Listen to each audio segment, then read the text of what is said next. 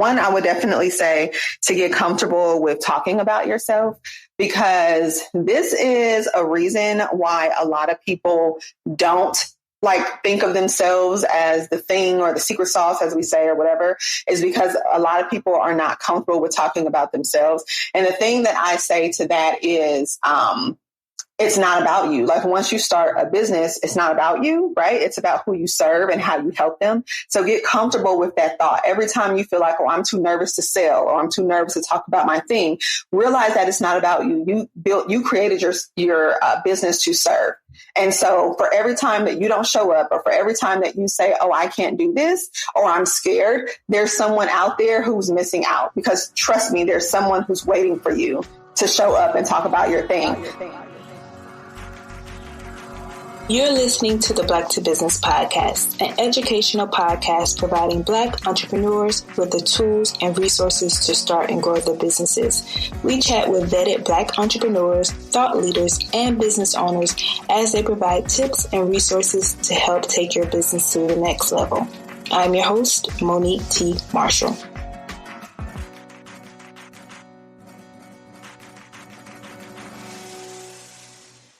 Hello, and welcome to another episode of the Black to Business podcast. I'm your host, Monique T. Marshall, and today we're going to be discussing improving your client's experience. Whether you're a service-based or product-based business, I believe we can all agree that the people you serve are the heart of your business. How we treat them can set us up for failure or success.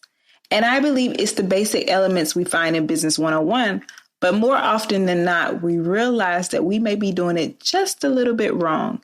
This means we have to explore creative ways to not only build our clientele, but also retain them. In today's episode, we unpack the ins and outs of creating that ultimate client experience. We give you step-by-step actionable solutions that you can use to give your clients or customer that extraordinary service. In conversation today, we have the formidable Loran Geeter. She's a positioning coach and systems strategist at Elise Collective. And as a service provider herself, Loran understands the power of positioning yourself as an authority in the online space and creating a sustainable and profitable business that not only transforms your client's life, but your life as well. I hope you have your notepads out for this one because it is good. So let's hop right into it.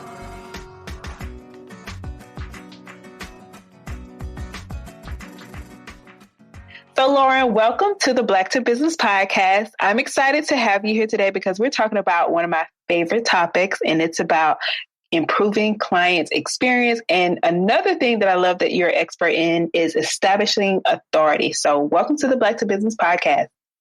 Hello. Thank you. Thank you so much for having me. It's literally one of my favorite topics too. So thank you so much for having me. And I can't wait to talk to you today. Yes, you're welcome. So let's start with who you are for people who are not familiar, but are those who want to know more, who you are, how did you get where you are today, and what is it that you do in your business? So yes, perfect. So yes, my name is Loran. I am the founder of Elise Collective. And so the way that I got my start is I actually got laid off from my job at the very beginning of 2019. And so when I got laid off, it took me so freaking long to find that job that when I got laid off, I said, no, never again. I'm not going to experience that again. So I decided to start my own business, and I started as a virtual assistant. And then from there, I kind of niched down to a social media manager. And then I niched down even more because I saw that my clients were really struggling with their systems. And it's something that I was doing in my corporate job. And so I decided to start helping my clients with their systems and their client experience.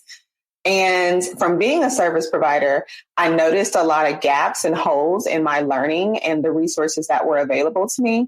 And so I kind of said that, you know, when the time is right and when I'm ready, I'm going to coach service providers and I'm going to help them fill in some of those gaps and holes that I experienced.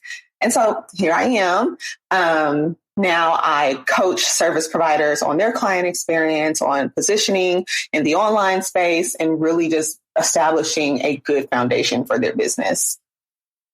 Love it. And you said my favorite word, which is systems. My team, they're always like, oh my God, we have all these systems, but you have all these tools. And I think it makes for a great experience, which is what we're going to talk about. But I definitely want to talk about the systems part of it as well. So thank you for sharing that. And to pop it off, I want to talk about, you said you came from a virtual assistant, so you started there. And I do see that people struggle with, making sure that their client is feeling good about what they're doing. I want to talk about breaking down the difference between first a client and a customer. So if we could start there. Yeah, I love that question. I think because for the longest time, I don't even think that I realized that there was a difference until I started doing a lot of research and I started to realize why people didn't have that kind of, why they didn't put their client experience first. And so the difference between a customer and a client is that customers are looking for a quick transaction, right? And then clients are looking for more of a lifelong transformation. So I usually say that, customers are transactional and clients are transformational. And so to kind of break that down, customers don't usually expect a whole lot. Like when I go somewhere where I know that I'm a customer, I just expect you to give me the thing and then I'm going to move on, right? Like they expect that you'll deliver what you said. And that's kind of about it. They don't usually expect to be treated any more special than the next customer. But clients, however, they expect a transformation. And that can be built with more of like what I like to call a high-end client experience. So you can expect to do repeat business with these kind of people. Like you can expect them to come back. You can expect them to refer you. And they're usually like what I like to call them as well. Clients are usually like raving fans. And those are people who can kind of help you build a sustainable and profitable business because they go out and they kind of become like your street team, where they go out and they talk about your service without being asked to, because you provided them with such an amazing experience. But the caveat here is that clients tend to require more work because you have to really understand like their emotions, their pain points, their pleasure points, and build experiences centered around that. So you don't just go out there and say, this is the experience I'm going to offer. You have to really understand your client's emotions, their pain points, their pleasure points, so that you can build an experience that matches that. And so those are the differences for me when I think of the difference between a client and a customer. Wow, Loran, when you were saying that, it just made me think about how my friends are like, sometimes when you go in the store, you're like talking to people, but being in this industry and especially this space, when you said that, it made me realize that sometimes when I go into the store, I want to be treated like a client versus a customer. Yeah, I think once you get in this industry, you do start to look at it differently, and you want everybody to treat you that way. Yes, it's so weird. Now that you said it, it all makes sense. I'm glad that you laid that out for us. So, one of the things you mentioned is like the ultimate client experience. So, I want to dive into that a little bit deeper. What does that mean, and how does someone know if their current process isn't working? That's a good question too. So the way, for the longest time, I kind of tried to kind of put it in one way for people to understand, because I think a lot of people know client experience is important, but they don't understand what makes, like you said, an ultimate or really good client experience. And what I always say is that the ultimate client experience, the number one goal for it is to combat buyer's remorse. And that's the biggest thing that we're always having to combat as business owners, making sure our clients never regret their investment. So it should feel kind of like luxury, like one that feels well thought out and makes your clients say like, well, wow, that was different, right?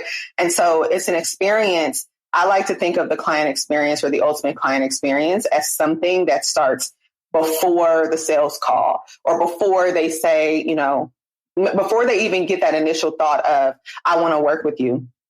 And I always like to talk about it in the way of like, lately I've been calling it the Birkin bag experience. Love that. Because, excuse me. And the reason why is because I think about how Hermes has created or curated like an exclusive experience, and it's designed to attract the kind of clients that they want.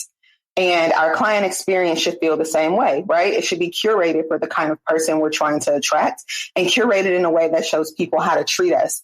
And I think that a lot of times when we hear client experience, we always think of it as something that only serves the clients.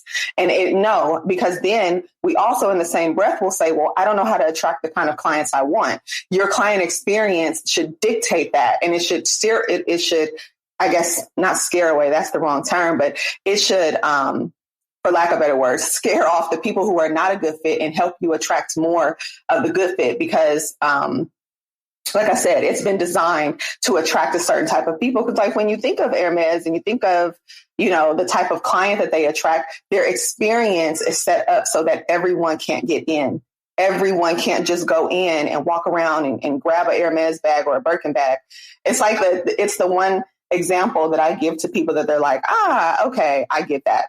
I get it. Like because I feel like you break it down. That's that systems in you. It's like you break it down to where it's digestible. It's like, oh, I can relate. I see what you're saying. So yes, that's why we wanted you here. And I know you had also asked about like, how do you know when it's time to improve, or just kind of like, how do you troubleshoot it? Which is a really good question, because I don't think a lot of people have a process for that or even really recognize when there's a breakdown.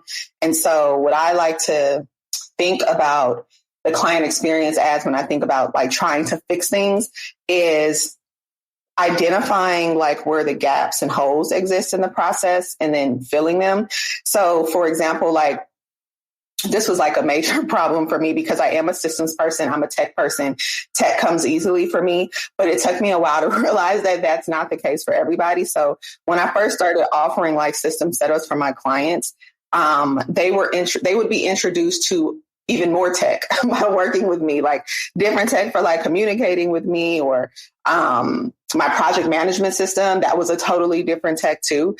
And so what I did was I noticed that every time I introduce someone to a tech, that's when the breakdown occurs.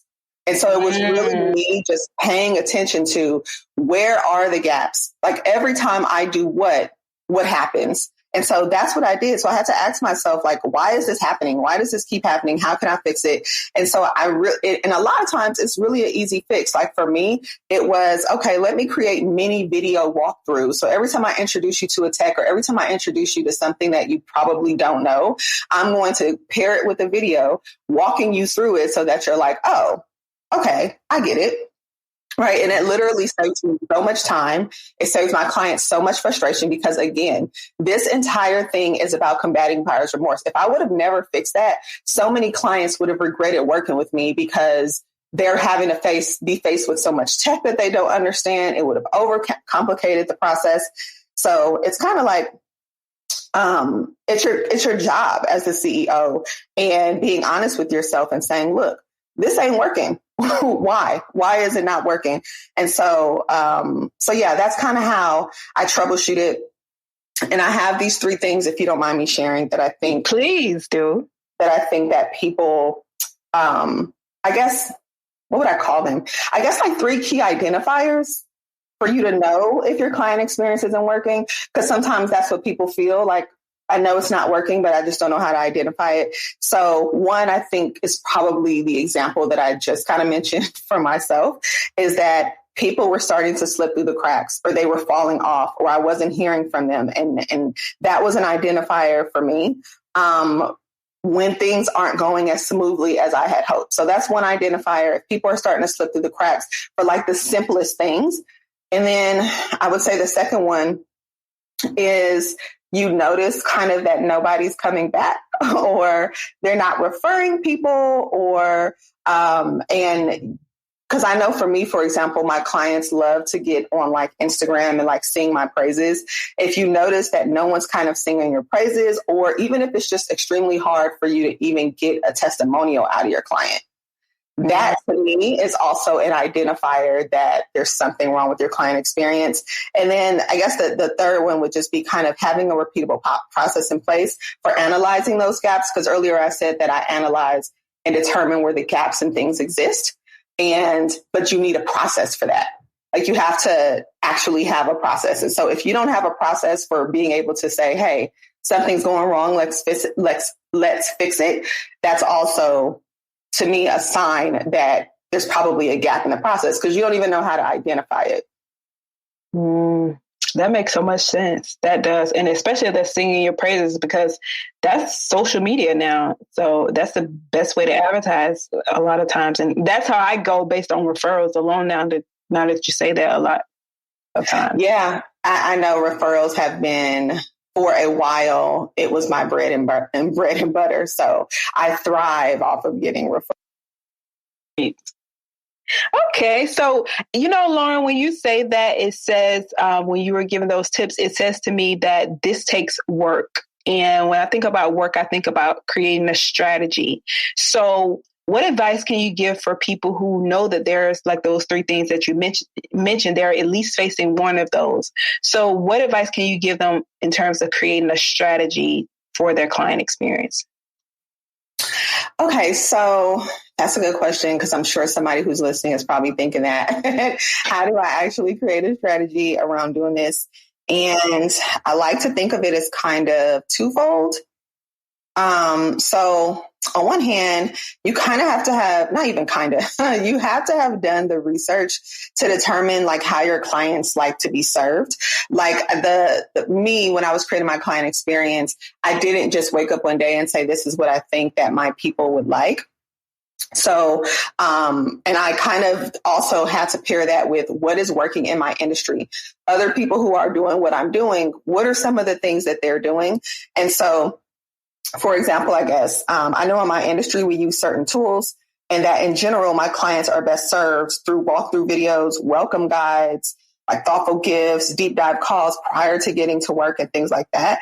And so once I did the research on all the details, or once you do the research on all the details, like I always kind of recommend you then going through and mapping out the exact process that you want your clients to go through. Instead of just kind of saying, well, this is what I'm going to do. Sit down and write it out. You can use pen and paper, right? And just brain dump it all out. Or you can get fancy and use like an online tool. I know a lot of people love to use a tool like Lucid Chart, where you can go in. It's kind of like an if-then tool where you just kind of say, if this happens, then this is supposed to happen. And listen, guys, I know it's a lot of work and I know this can be thought of as boring, but I am telling you, it is literally the key to being able to raise your price. It's the key to getting people to pay you more. It's the key to getting people to sing your praises, like I kind of talked about earlier. But the second part of that is also understanding that you have to let the client dictate the experience too. So on one hand, you've got to do your own research, but you also have to realize, and the reason why I say that is because people will then get so caught up and so trying to make it perfect and all that stuff. And it's good to think that through, but you also have to understand that at some point, your clients are going to go through your experience and then they're going to tell you, or I like this, or I didn't like that. Then you're going to go and tweak it. So don't focus so much on it being perfect. Your job is just to do the initial research and then have a system in place for collecting testimonials so that you can know what to tweak and what to make better. And so I guess my biggest way that I kind of strategize and the time that I use to kind of look through it is I like to take a CEO day. And a CEO day is just a day where I'm not doing client work or anything like that. I'm just focusing on Loran Elise Collective. And this allows me to take a look at the business and say, okay, what isn't working? And then from there, I can kind of, fill in the gaps and things like that. Love that CEO day. Love it. And I was going to ask about, because you kind of mentioned that, if a client will give you that feedback, would you say that that's how you're able to meet your clients' expectations, considering the fact that our clients are not the same, but they're your client, but they're just not the same? Yeah, so you're right. That is part of how I am able to meet the expectation is by, when I get feedback from them, actually reading it, right? Like, and I think where a lot of people go wrong with trying to collect feedback or testimonials is thinking that the goal here, which is why I don't even really call it a testimonial anymore. I usually tell my clients to share their story, because when you call it a testimonial, that's just a chance for them to praise you. And that's not the goal of a testimonial. So on one hand, of course, we want praise because we want to attract other clients. But on the other hand, it should be a reason or a way for you to collect feedback, right? And so that you can meet your clients' expectations in the future. But honestly, when it comes to expectations, so of course, keeping in mind that I work exclusively with online service-based businesses, I'm a firm believer that we condition our clients on what they can expect from us. And so, because let's be honest, I think we've all worked with people who, had expectations that were crazy or out of this world. And so for that reason, I don't necessarily believe in having like a customized experience for every person. So I know that everybody's different, but I don't create a customized experience for each individual person. So primarily our clients are looking for us to fulfill their promise, but how often they hear from us, the ease of the process, and things like that, those are things that they usually haven't considered. And so we have to have our own process in place for delivering that kind of information to them. This way, they will know what to expect, what's in scope, what's out of scope. And so that's kind of how I look at expectation settings. Now, of course, there are going to be times where I go over and beyond and do things that are not a part of the scope. But when I think of expectation setting, I think of you as the CEO, as the business owner. I think of you setting the expectations, and then that way the client will know what to expect versus tailoring everything about your business to meet their expectations. I hope that makes sense, and I hope it doesn't sound crazy. That does, because you're saying you're the expert, and sometimes you're having to show they don't know sometimes what they need. Exactly. So you're the expert. Yeah. I love that. And speaking of, the things that people could get right, I'm sure you see a lot of mistakes that business owner makes when it comes to handling clients. But I want to talk about how do you identify when a client is not for you and how to close the lead eloquently? Yes, that's a good question. So there's a lot of things to consider there. And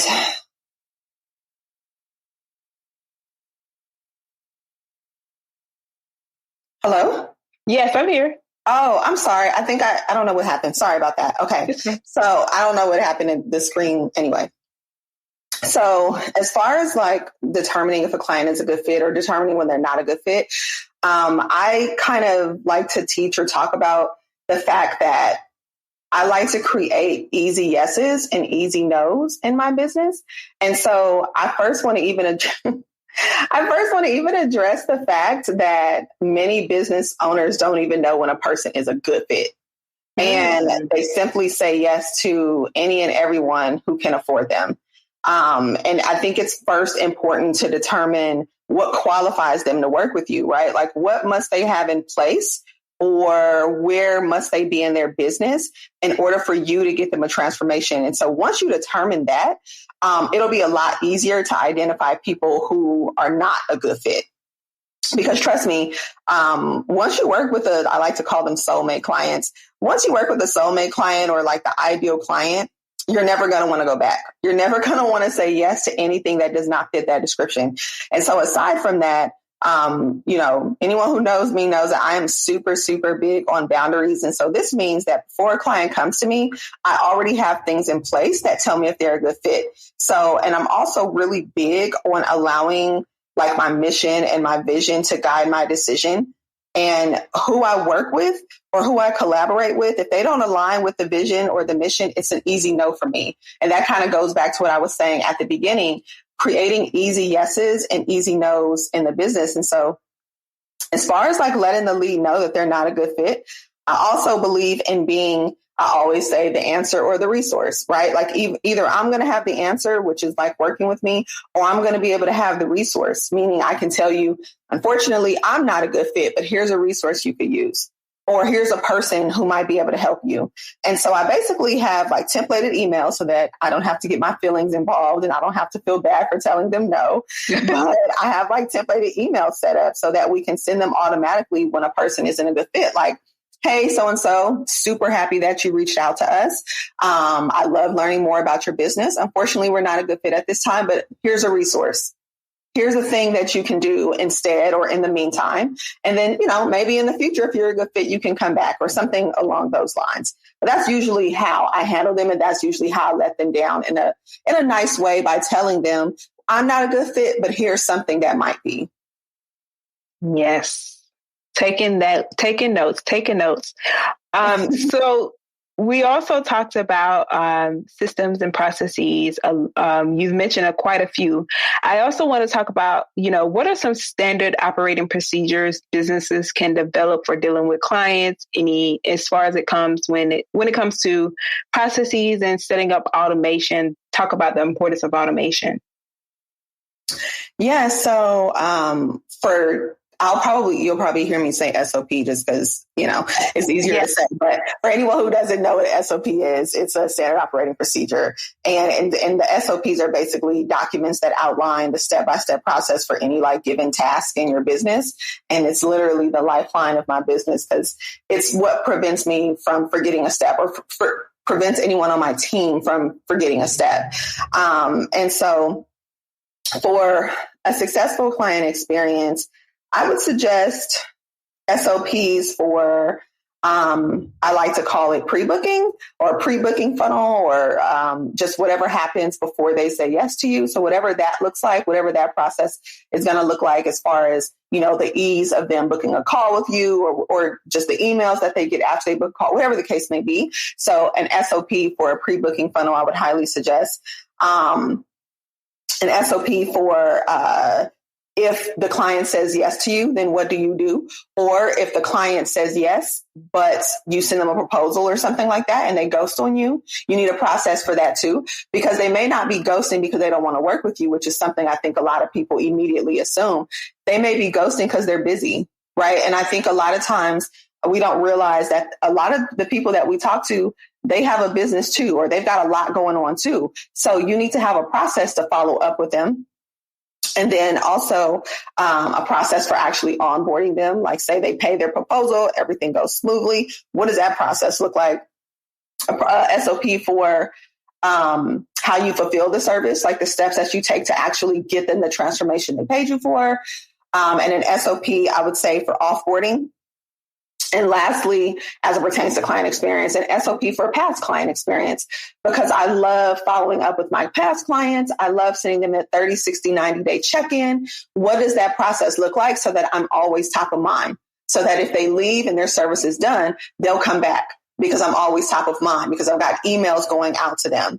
And so those are the kind of SOPs that I would suggest as it pertains to the client experience. It's just really accounting for every step of the way.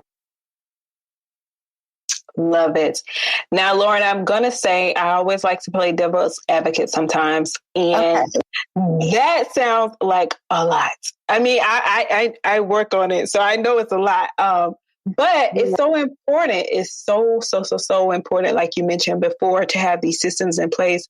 And I'm pretty sure for those who are listening, they're starting out or they're just in the beginning stages of their business. But I want to talk about how important it is for people to focus on this, although it does take work, whether it be doing it themselves or the advantages of hiring an expert to do these things for them. So yes, and because I talk about it a lot, and sometimes in the middle of me talking about it, I am like, this does sound like a lot. I know it sounds like a lot to do, but here's the thing: the reason why it is so important to think about is because a lot of the people. So outside of me having the coaching side of my business, I also have the done for you side of my business, where I actually set this up for my clients, and so a lot of my clients are coming to me. They are high earning women.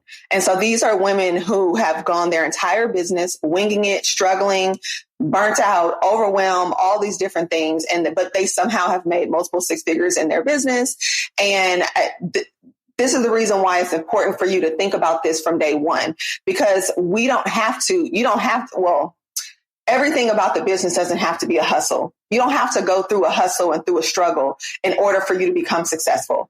And so if you kind of put to the side that this does sound like a lot and actually sit down and start to brain dump some of this stuff, and then maybe one day. And so what I would say to anyone who's probably kind of newer, what I would say is if you don't have a way to create all these SOPs, then just start recording yourself. You can use a free tool like Loom. Start recording yourself doing the things that you are doing. And then one day you can outsource someone actually creating the SOP for you. So you don't need to necessarily focus on, because you may not even know how to create an SOP. This may be even your first time hearing about it. Just start recording what you're doing so that later it'll be easier for you to put these systems in place. I definitely don't want you to get overwhelmed trying to do all this, but I think it might be a good idea for you to just start recording what you are doing. And I think that would be helpful. And what was the other half of the question that you asked? Yeah, I was saying the benefits of hiring an expert, if people, especially when people can afford to. Oh yeah, I am like the outsource, the delegate queen. Like I literally only want to do what I am good at doing, because when I don't do that, things go haywire. And so the benefit of hiring someone who is good at doing something that you're not is that it alleviates the decision fatigue, right? Because we all will experience, especially as an entrepreneur, we will all experience decision fatigue.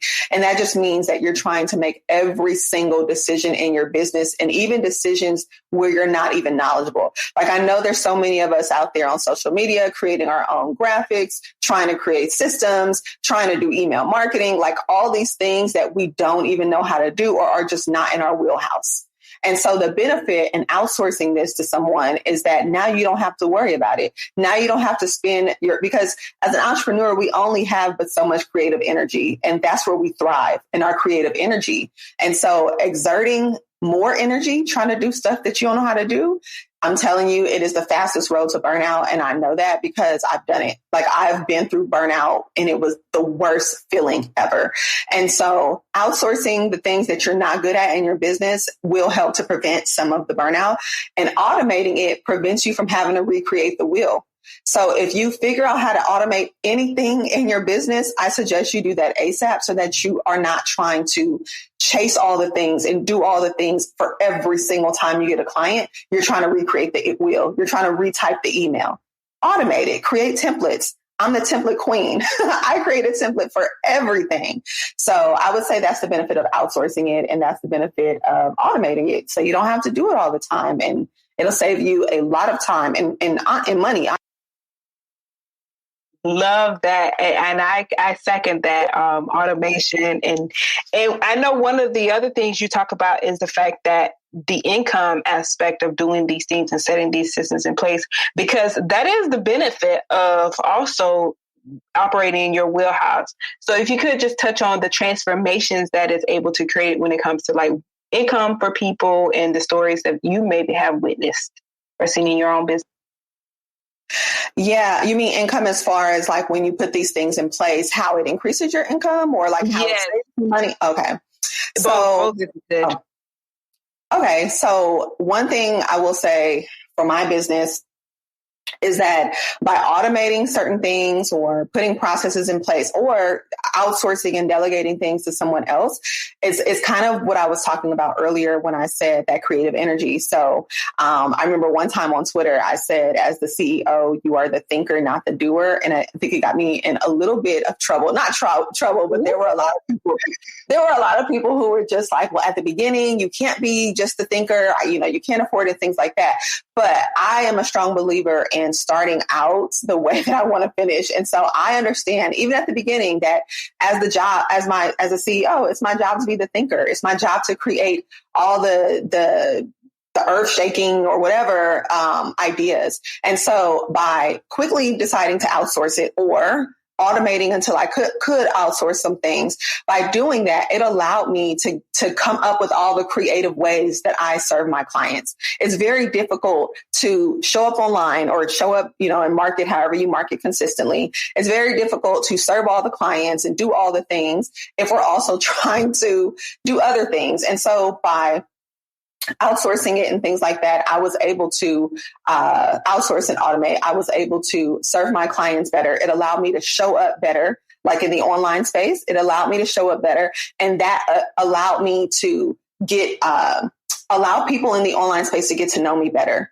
And because they were able to get to know me better, then they trusted me. And because they trusted me, they worked with me and they referred me. All of that came from me having my back end tight. And that's really what it boils down to, is having your back end tight. And because I had my back end tight, regardless of how I was feeling, if I wasn't feeling it today or I wasn't in a good mood, my systems were in place and every client was treated the exact same, regardless of if I was juggling 10 clients or I was laying down on the couch sleep, whatever it was, every client got the same exact experience because it was automated. And so that means that I never missed money. The Stripe notifications were always coming through because I had everything automated. Same with my clients. They were no longer having to be chained to their laptop, for lack of better words, and they could just they could focus on the thing in their business that they were passionate about while their systems worked for them on the back end.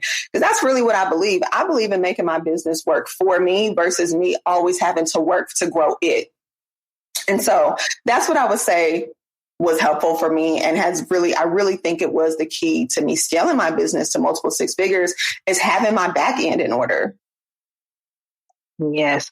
And when you say that, having your business work for you, and then also I'm curious about the fire that you got from that post, because what showed up for me is that people sometimes have to have that mindset shift. Maybe they're thinking that they're used to their business, like, working and hustling in their business, but they're also used to, what would my team think if I'm having them do everything, and they may see me not doing as much, but they don't know that you're creating the creative energy that takes.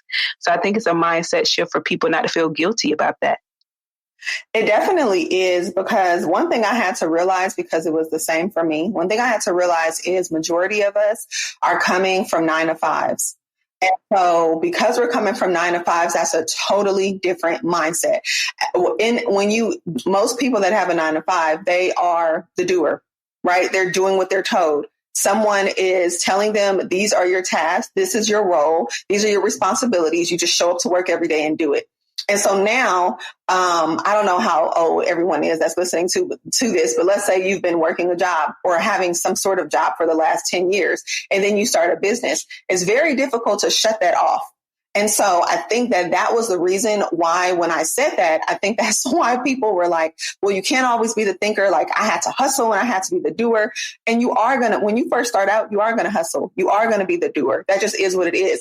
As long as you understand that a lot of that hustle mentality, first of all, hustle doesn't always mean successful. Just because you're doing a bunch of admin tasks in your business and you're always busy, that doesn't mean you're going to be successful.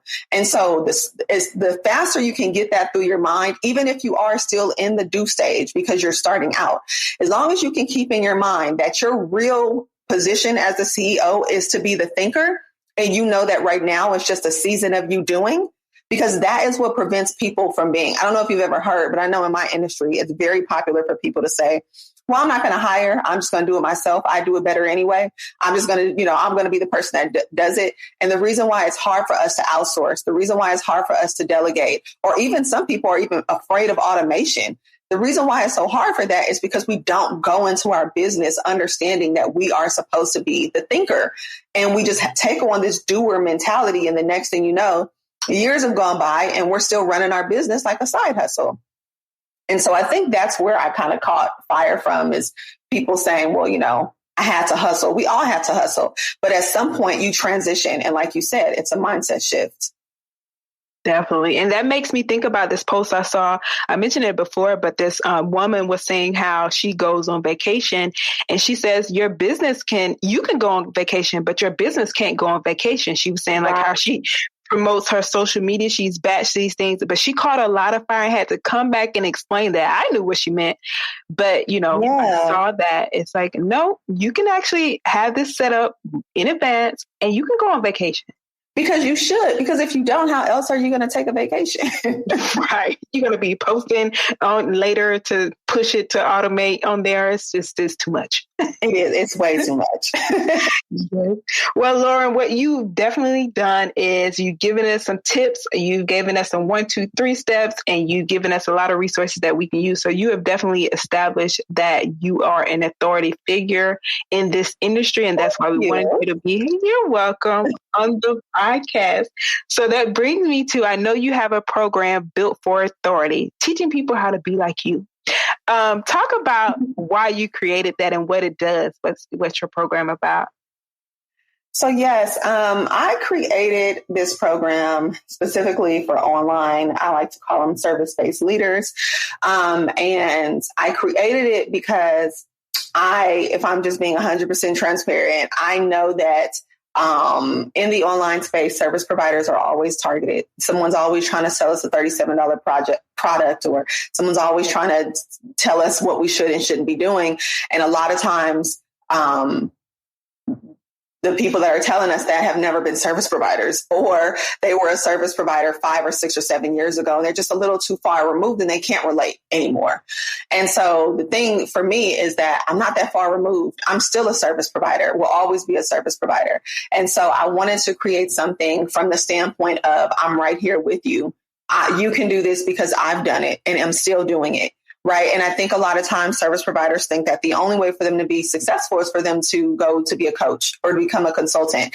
And that's not the truth. You can be successful from right where you are in the lane that you're in right now. And so I didn't think that saying that was good enough. And so I created a program to help them establish a lot of the things that we talked about today. So there's mindset things in there to help them create boundaries, because that's the number one problem for service providers is creating boundaries. And also creating this client experience that we've been talking about, the onboarding, the offboarding, all that stuff, creating that, and then also helping them to create a profitable package so that it is a package or a service that is in alignment with what our clients value, and being able to go out into the world and talk about it confidently. So that's what the program is about. It's about helping you to create SOPs and boundaries, create your client experience, create your offer, and create a way to get online and talk about it. And so that's what it is. It's a 6-month program, and we meet every week. And we talk about, the students can submit homework and they can submit questions and things like that. And we meet every single week, and we dive into their mindset struggles. We dive into what they're struggling with and helping them to really position their expertise with authority. And so that's what the program is about.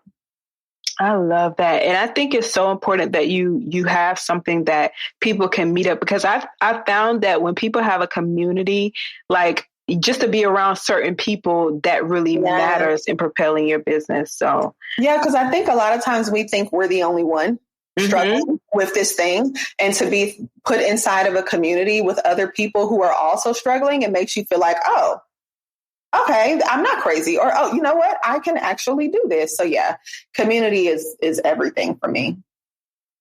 Yes. And how can people sign up for Built for Authority?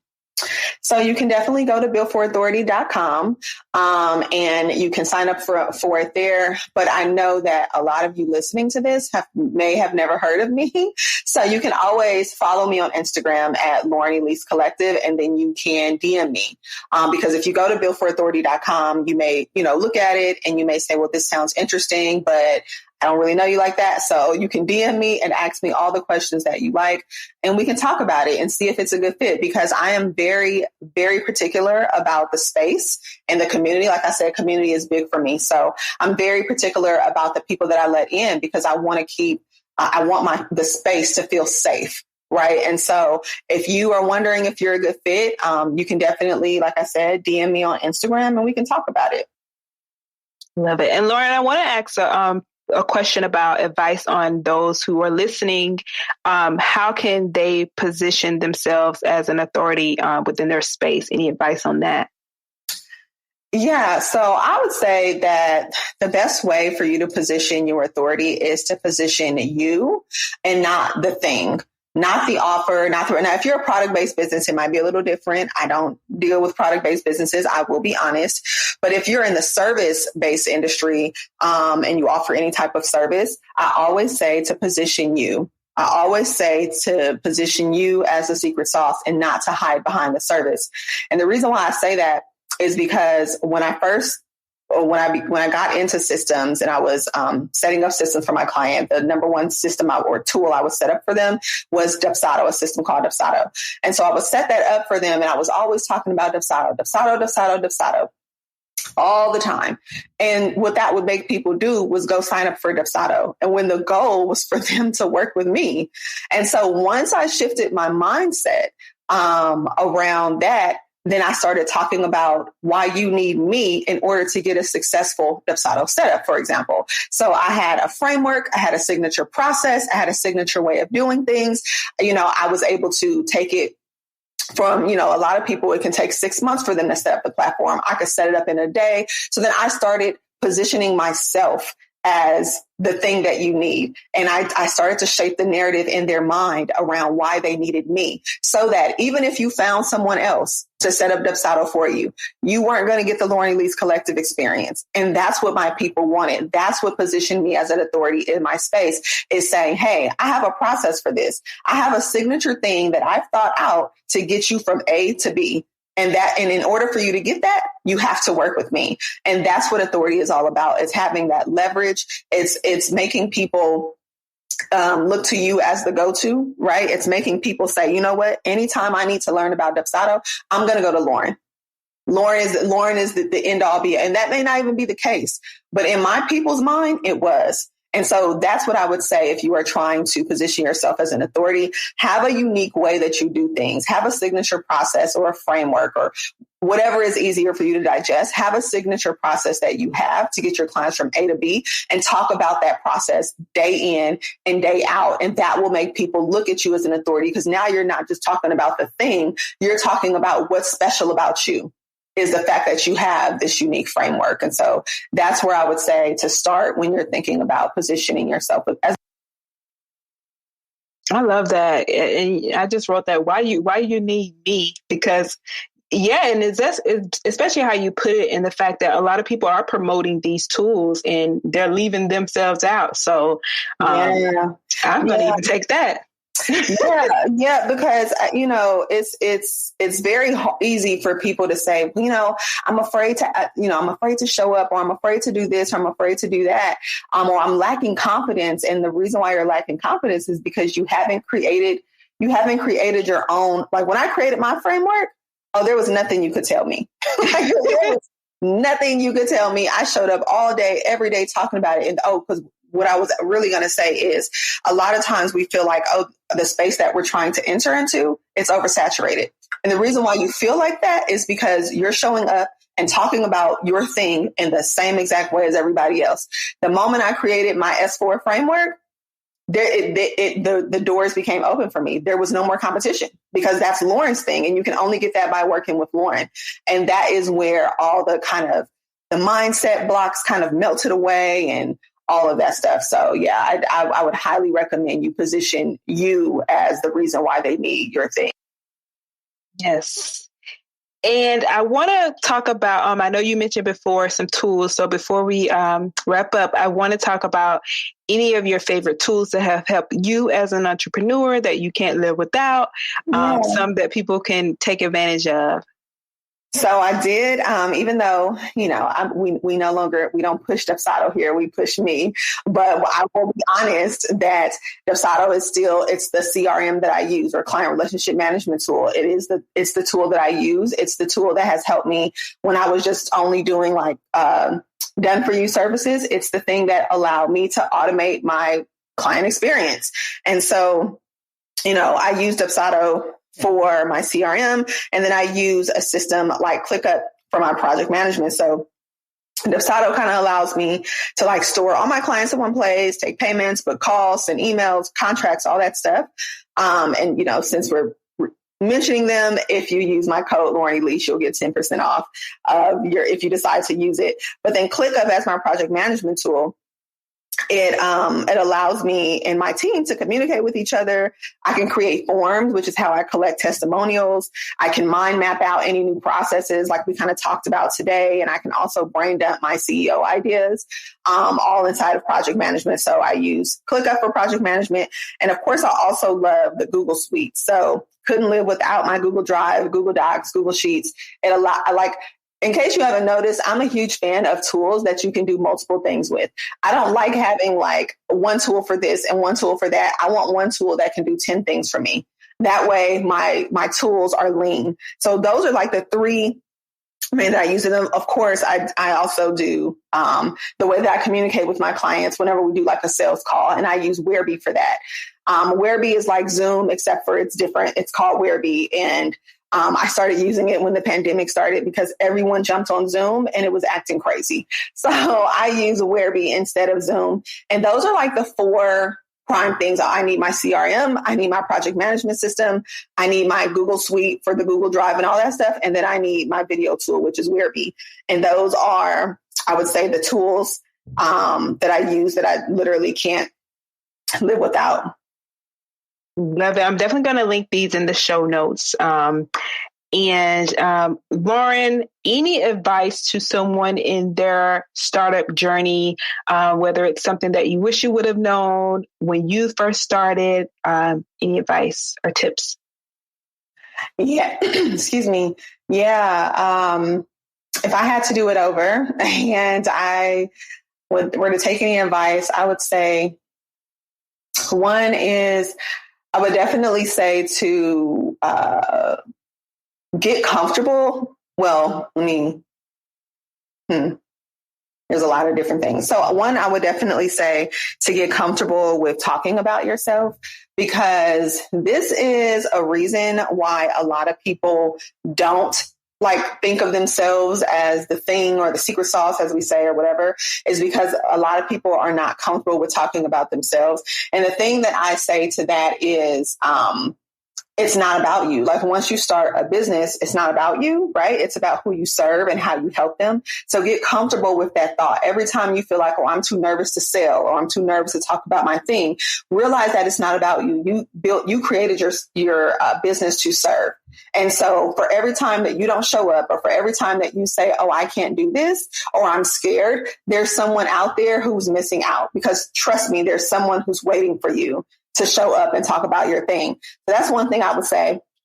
And I will also say to, regardless of if you are in a service-based or a product-based business, it really doesn't matter. I would highly suggest that you think about your client experience from day one, because this isn't something that's going to go away, right? Like it's not something that you only think about at the beginning. It's something that you should be thinking about throughout the life of your business. So I would definitely recommend, thinking about your client experience. And the last thing I would say is actually, it's funny that you asked this. So it's actually something that I saw this morning on Instagram. I saw something, or was it Twitter? Something. I saw someone say, don't let the highs get you too high, because then the lows will get you too low. And that just means that if you are experiencing a high in your business and, maybe you hit your first milestone financially, whatever it is, don't let that get you too high, because then when those Stripe notifications or whatever notifications aren't coming in, then you're not going to know how to handle it. So I would highly, highly recommend that you enjoy the highs when they come, but don't put so much stake in that when a low comes around or when the Stripe notifications aren't coming in so consistently, now you want to throw the whole business away. You can't do that. And so, and I'm saying that because I've experienced that as well. Like when those notifications of money are coming in, it feels amazing. But the moment they're not, you want to just quit and you're not good enough. And all this mindset stuff starts coming in. And then the moment you get a notification, it's like, oh, this isn't so bad. That up and down roller coaster, try your best to avoid that by understanding how to navigate when things are extremely good and when things are not so good. And I would say that those are probably the 3 things that I would say. That is good. That was good. Yeah. And Laura, what does it mean for you to be Black in business? Oh, so I think the biggest thing for me is that I am so I want to say the first. I believe that my uncle, before he passed away, I believe he had a business. But as far as the women in my family, I am the first Black business owner in my family that I know of. And so that is so major for me, because I know that there are a lot of different avenues for you to be considered a success. And for me, being able to say to some of those things, no, right? Like, no, I don't have to do this, or I don't have to do that, or I don't have to be positioning myself to always have a seat at the table, or I don't always have to do things the way that I'm supposed to, like, quote unquote, supposed to do things. To know that I can do things and still be Black and be beautiful and still be considered a success and still be considered a CEO or a business owner, that means the world to me, because I always say, whenever I do decide to have children, I'm definitely going to instill in them that you can do things the way you want to do it, and it's perfectly fine. You're not unprofessional if you don't do things this way, or you're not ghetto if you don't do things that way. You are who you are, and you should accept that.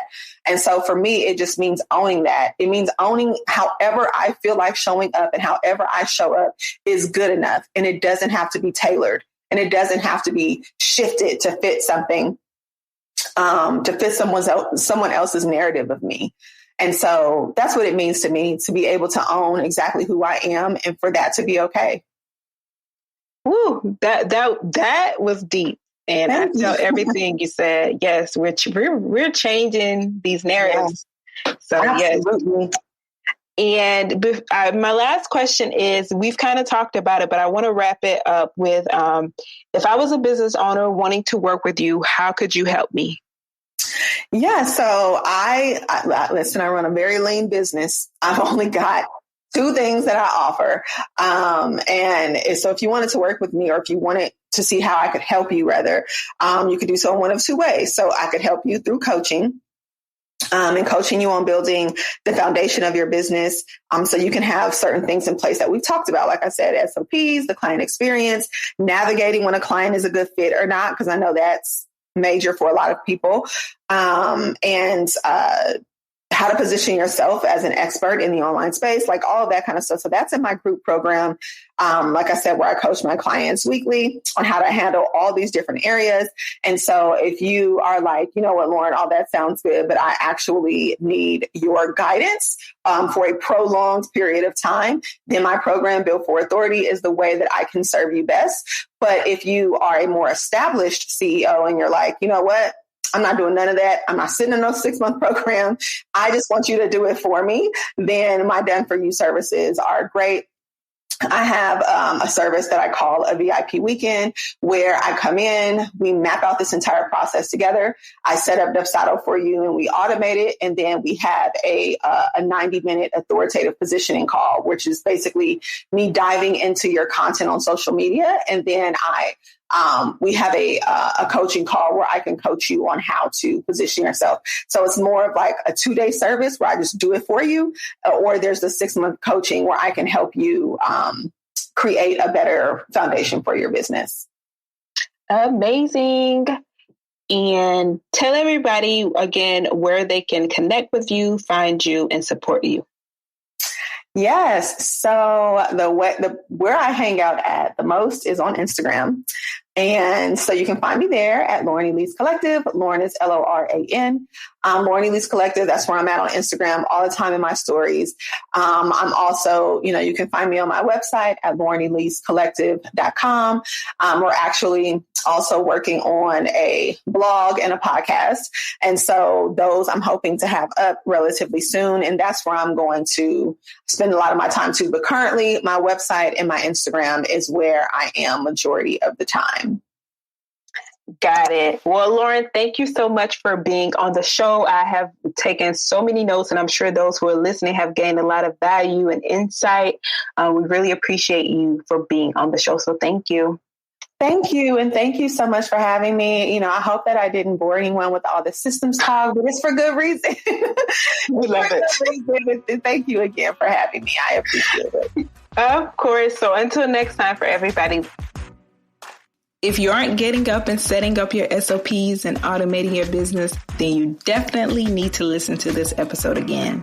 This conversation really put into perspective just how we treat our clients can make or break our business. But I'm so glad that Loran laid out these solutions to the problems for us. One thing that also stuck with me is the importance of knowing when to get help. We get so caught up in being the doers when, as Loran puts it, we should be the thinkers and steer our businesses in the right direction that we need. Remember, You're responsible for creating that image of your ideal client. And although it might not be easy in the beginning, as you understand your niche better and what you offer, it will all fall into place. Thank you so much for listening, and be sure to check out blacktobusiness.com/60 for complete show notes and resources mentioned during this episode. We would also be so grateful if you could rate and review this episode and our show to let us know how helpful this has been for you. Until next time, family, same time next week.